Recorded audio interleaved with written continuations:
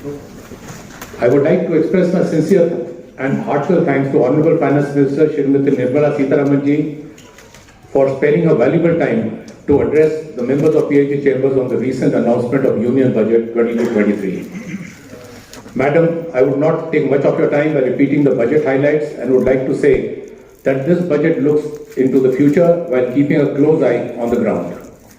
The budget is a step forward towards this vision of creating an Atmanirbhar Bharat and reflects a consistency in government's approach in making India a modern, developed and inclusive nation. The budget 22-23 presented by you is highly promising, pragmatic, transforming and progressive. It shows a clear intent of the government by matching allocations in many areas that would contribute in building up an Atmanirbhar Bharat. Despite the ongoing COVID pandemic for more than 2 years, reduction of corporate tax rates, you have maintained stability in taxes and focused solely on development and growth. Friends, our Honorable Finance Minister and her team deserve a standing ovation for being committed and dedicated to the nation. PhD chambers are totally committed with the aim of our Honorable Prime Minister to achieve the goal of USD 5 trillion economy, doubling farmers' income, employment generation and all other goals set up. We strongly feel that each one of us, government, industry, bureaucrats, need to work as a powerful team to achieve these goals. We look forward to government and bureaucrats as advisors, enablers, motivators and guides. Going ahead, we look forward to a great economic growth trajectory and making India Atmanirbhar Bharat in the near future. Madam, last but not the least, PhD Chamber would continue to share our representations, ideas and ground reality based on the feedback received from a large membership base for your kind consideration. Honorable Finance Minister, now I would like to request you to kindly address our members. Thank you.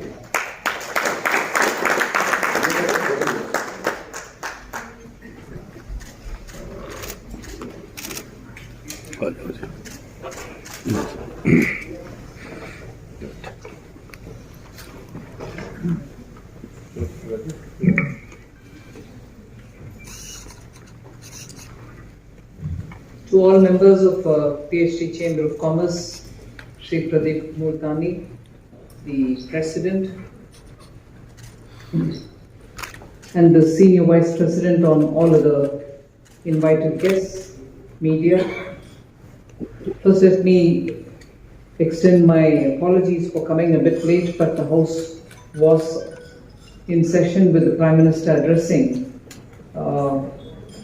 in reply to the discussions which have been held on the presidential address. So I came out as soon as that was over and it was passed. So thank you very much for the patience with which you waited. This wasn't something I knew when I agreed for the time and date to meet with you. I think much has been spoken, much has been said, much has been discussed about the budget, so I won't get into the details, but only I wish to use this opportunity to say, our Honorable Prime Minister, with his vision and over 2 decades of experience tied to the ground,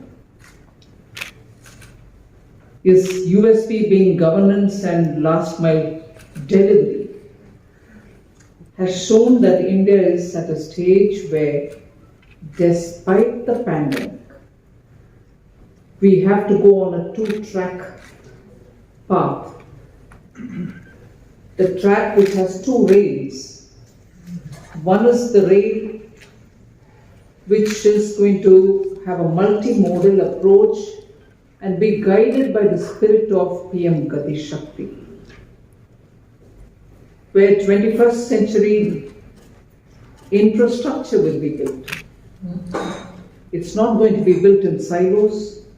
Each investment made for an infrastructure will assess for itself even before it is launched about what will be the optimum outcome that we can plan by having a synergy between every mode of transport, linkage with logistics, making sure that those capacities which exist, whether it is in the form of our endowments, natural endowments, or in the form of enterprise having its capacity for manufacturing or for servicing, and ensuring that the products that are being manufactured would reach their destination, be within this country or outside. So they are not going to be a manufacturing zone built in silo somewhere unconnected with proper railhead or access to a port. They are not going to be inland waterways which are going to lie without being utilized because they are more cost effective than even the road. They are not going to be ports which are sitting and looking for a day when good ships would come, good liners would reach with cargoes that will be closer to the hinterland. All this is going to be kept in mind, and understanding the length and breadth of this country, economic corridors are going to be built, logistic hubs are going to be built so that you're going to have interconnectivity with all of them. Am I saying something new? Yes. Infrastructure was built in this country. Since the time 1947 we had our independence, huge dams were built, temples of democracy they were called, no doubt. But where did we run or fall short? We fell short because they were standing on their own. And then when development started reaching, we realized that they had no connection with either the raw material supplying points or the nearest ports. So the logistics cost became too much, raw material costs became too much, and end of the day you probably didn't even have skilled workers in and around that area. So that is the kind of disconnect that I highlight when I'm saying PM Gati Shakti will guide us. And when it guides us, these kinds of anomalies won't exist, where investments happen private and public, but it doesn't maximize returns.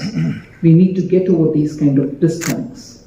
And that is why Prime Minister has come up with this PM Gati Shakti, where all these factors will be analyzed, assessed, much before we get in somewhere. And now, for those which exist without that kind of connectivity, we will bring those connectivity, we will not forget them, but we'll have to bring them up to that stature. So that's the major exercise that we'll have to do for the next 25 years for us to reach India at 100, that India which all of us can be proud about. That India where your investment don't go waste. That India where your work, your entrepreneurial abilities don't lie underutilized. We need to use it all up to the optimum level. So if that marks one of the rail, the other rail is that new opportunity, the innovation, the startups, the sunrise sectors, the transition towards green energy, the promise that has been made in COP26 for which we have to work, not because it's a promise there, but it is truly for India to have a sustainable growth, not being only dependent on imported fuel. We need to have renewable energy strengthening us. We need to have such infrastructure in sunrise sectors which will help us to give that traction for our aspirations. We need to have our young coming up with wonderful ideas. That's what they've showed, that within a matter of 7 months, 8 months, so many such stand-ups could become unicorns. And the money didn't come from somewhere else, it was all Indian money.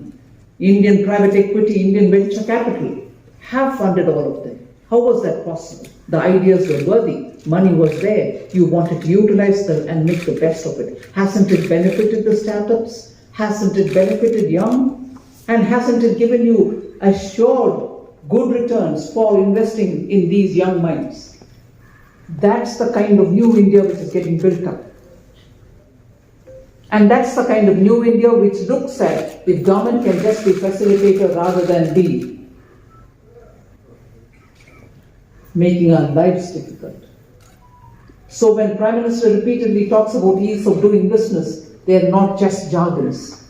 We have shown that in the last 7-8 years, We've removed somewhere near 1,418 old deadwood laws. Compliances, about which even the Prime Minister was talking now in the Lok Sabha. Compliances have been made easy. These are not done for the record's sake, it will show on the ground. It's going to influence everything that you and the next generations which are aspiring to do business will benefit from. So the two tracks that have been laid for the Amrit Kal meaning the next 25 years leading towards India 100. So this is the opportunity that the budget highlights. It is also one of those budgets where we are reiterating the policy prescription given in the last budget, committing ourselves to certain levels of privatization, giving a core policy on privatization where all sectors are open for private sector. However, the government will be present in those strategic sectors, at least at the bare minimum level. We give a commitment for that. We'll continue with that. We also give a commitment about the policy that we will look at India's economic revival post the pandemic through the public funding of infrastructure. The investments which will happen in infrastructure is being heavy lifted by the public sector, by the government. And that is why this time the capex has gone up to 7.5 lakh crores, a 35% increase. Earlier in the last budget it was a 34% increase, now even more, from 5.5 lakh crores to 7.5 lakh crores. And here it is not just the center. We are giving from this 7.5 lakh crores, 1 lakh to the 1 lakh crores to the states as interest-free 50-year loan, so that state governments can have that resource in their hand through which they can speed up spending on infrastructure. So it is an approach where the center and the states are doing together the same thing. So this emphasis on infra, on public investment in infra, is done after quite a lot of consideration and discussion with the stakeholders. And we have done a bit of analysis, and this is only going to result in crowding in of the private investments. And private investments are nowhere else but here, before me. And I would think this is the opportune time for private investments to come in. Expand your capacities, build new capacities. The corporate tax rate has been reduced much before the pandemic itself. Nobody knew pandemic at that time. And I would honestly appeal to you that do not let this opportunity go away. Not just us, but globally too. The assessment by normally very discerning investors, discerning financial sector watchers, observers, is that India will be the fastest growing economy this year and the next year. They don't speak about years after that. And if India shall be the fastest growing economy among the large economies, I'm sure it will also be because you have come forward.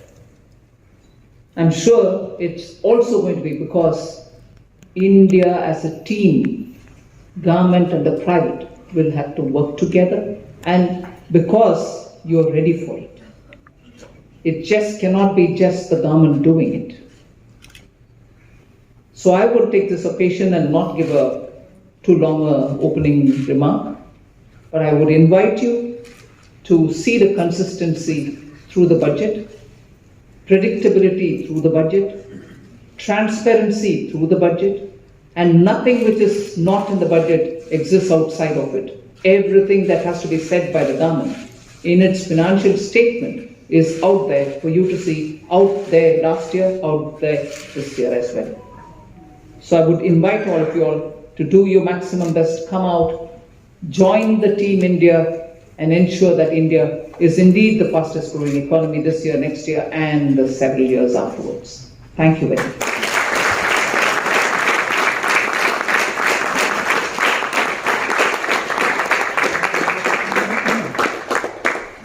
Thank you, Madam Minister.